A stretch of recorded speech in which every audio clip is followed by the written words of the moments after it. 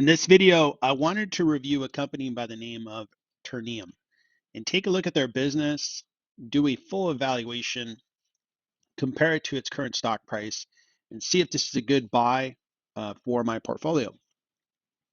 Ternium is a company that mines for iron ore and it creates steel products. It creates a lot of rolled steel, which ends up going into cars, appliances, even canned foods, as an example. The company operates primarily in Latin America. Mexico might be their biggest market, Brazil, number two. They're also down in Argentina and Colombia. The population is growing in Latin America, and most definitely they're going to need these steel products as the Chinese, Korean companies, European companies, and American companies continue to manufacture down in Latin America in order to distribute products down in that region. I think the rolled steel will be a necessity. So I'll take a look at Ternium, take a look at their financial performance, take a look at their metrics, their fundamentals, and put that information into my valuation model to arrive at a conclusion whether this stock's being discounted. I'll also kind of look forward and see, is it a good time to buy a steel producer? Tariffs are really a big topic today. Are tariffs going to hurt Ternium? That might already be priced in the stock where it's already expected that they're going to be hurt by the tariffs, and it might be a good time to buy it at a discount. And if things get resolved on tariffs, or if tariffs just don't have as big of an impact as expected, it'd be a winner for me. Let's take a close look. Now, over the last 4 quarters, the price for steel has come down, and you could see that the EBITDA available to the company has gone down. And I believe that they're kind of hitting a low point and it'll probably begin to improve. We're seeing tariffs imposed, and domestic steel producers in the US, their stock prices are really high because I think the steel that is coming from other places will be put on that tariff list. But that in itself could really raise commodity prices for steel. And that could be a good thing for Ternium as they produce steel that gets sent to other factories within Latin America for the product to be produced and then consumed in Latin America or in Asia or in Europe. So that's one thing I'm keeping in mind.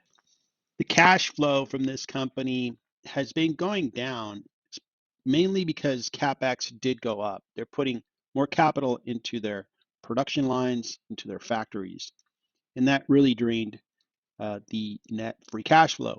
But historically, this has been a really good cash producing company, and they carry a positive cash balance on their balance sheet. So the company's strong. They can weather the current downturn and will really have no issue with cash. They're going to be around for a long time. One of the attributes of this stock is it pays a high dividend, and it looks like it's going to pay $2.70 per share. That will continue to be a high dividend payer for those who own the stock. With the decrease in stock value we've seen in the last year, it makes this dividend really nice. Material companies have been in rally mode in 2025, and so far we are in a bear market in 2025, but material companies are having a good year so far. Year to date, collectively, all material companies in the sector are up 7.84%. That's a really nice rise. Companies like in technology are down 7.62%. So if you compare the two, materials companies are outperforming tech year to date by about 15%. So that's another reason why I'm interested in materials. It's very clear that these companies are working. The Ternium stock is up nicely year to date. It's up 13%. So it's had a really nice rise. But for the past year, the stock has sold off substantially. So the sell-off may be a good opportunity to buy into a company that's beginning to work somewhat just at the beginning of their rally. Ternium has a market cap of 6.46 billion, so it's a small cap, and its revenues are way up there, $17.65 billion. So you're paying only a fraction of one market cap to sales. So that looks really good. Forward PE is only, call it a 5. really low forward PE, and it pays a dividend of 8%. I've been looking at the market and listening to other respected investors as well as respected analysts and talk about that when we have a correcting market like the one we're seeing, stocks that tend to do well are those that are really value based. They have low uh, sales to price ratio when you compare the kind of company you're buying. They have low PEs. They generate good cash flow. All those things are a good idea in a bear market. And Ternium is really fitting that description. So I'm interested in the stock as a good stock to own in 2025, 2026, since technology and growth stocks are really being priced down in the given year. The stock, according to analysts, is discounted by 28.55%. And as mentioned, the stock for a year to date is really working, but for the past year is still in the negative. The company overall has really gotten bigger over time. They've really done a nice job of growing their operations. They still have in the trailing 12 months just a tiny bit of growth on the top line of revenue. I'll take the growth rate into consideration, and I'm going to average their free cash flow over the last 8 years and put it into my model. Their debt to EBITDA is fine. They have a cash surplus, so really strong business. When we look at what analysts are saying, we got 3 analysts to cover this stock. There's one that's very optimistic about the stock, and one that's realistic, but the worst case scenario is basically pricing the stock at fair value. So to me, that feels like it's a lower risk stock. It can't go much lower because they generate cash and their sales keep growing. So I'll use the earnings per share that are expected for the current year, $5.31. It should grow nicely in 2026 by 19%. Really low PE, incredible how low the PE is on this company.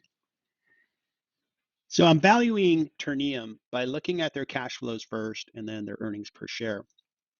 For their cash flow, I'm just taking the 8-year average, and I'm using that across the board for the first 4 years.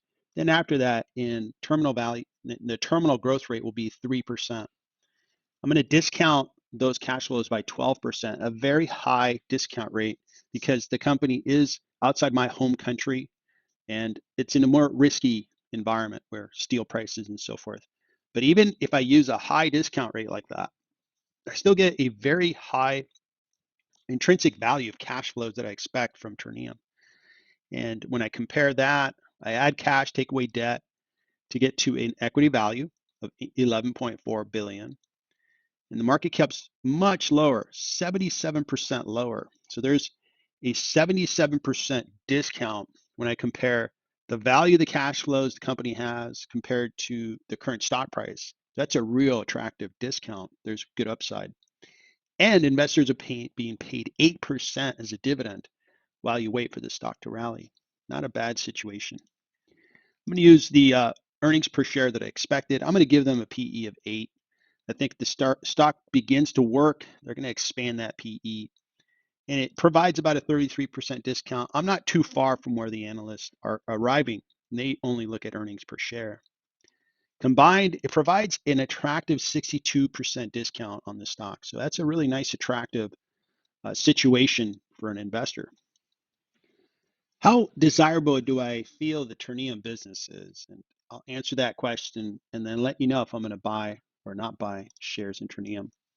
So I put them cleanly in the gray. They're not necessarily in a position where they have a tremendous moat, which is competition from manufacturers of steel around the world. Now, the one thing they do have is geographic advantages. A lot of the production of products is moving to Latin America that will be distributed in the US, Canada, and the rest of Latin America. Now, that's an advantage that they'll have, and they've certainly have seen a lot of investment in their markets. Also, the markets of Argentina as well as Brazil are really doing well now. And that's interesting that the US economy is beginning to sputter, but other economies are doing quite well. So it's clearly in the gray. I don't pretend that, hey, they have terrific moats. The discount is very good. So I am going to buy Ternium stock. I like the dividend. I'm adjusting my portfolio for 2025. I'm still keeping my most desirable technology companies, communication services companies, but I'm just taking some of that capital, maybe selling some of the weakest stocks and moving into bonds and moving into more value stocks like Ternium that have a really low price to sales ratio and a very good free cash flow company, and it pays a nice dividend. So a lot of investors right now see dividends as really attractive features of a stock. If the market isn't going to move up and appreciate, but I'm getting paid a dividend at 8%, that's really good. That beats most bonds. So Ternium is going to be an addition to my portfolio, and I think that'll be a really good idea for me. So that's my review of Ternium, my analysis, my valuation, and my decision on what I'm going to do on this stock. Just a reminder, I'm an individual investor. I'm not recommending you buy, hold, or sell Ternium. I'm not providing any financial advice. I'm just sharing my journey as an investor. And in this case, I'm looking at Ternium, evaluating the company and letting you know what I'm going to do with the stock. Thank you for watching. Good luck investing.